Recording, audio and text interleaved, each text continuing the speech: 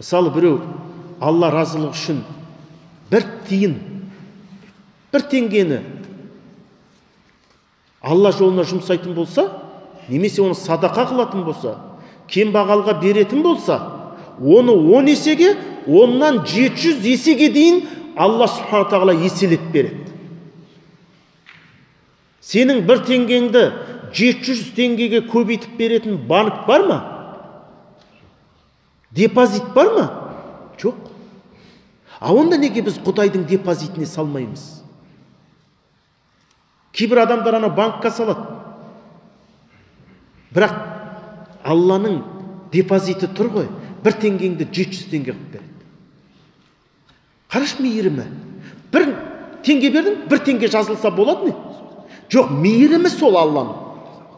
Енді қараңыздар, егер бір күнә жасасаң, бір күнә деп қана жазылады.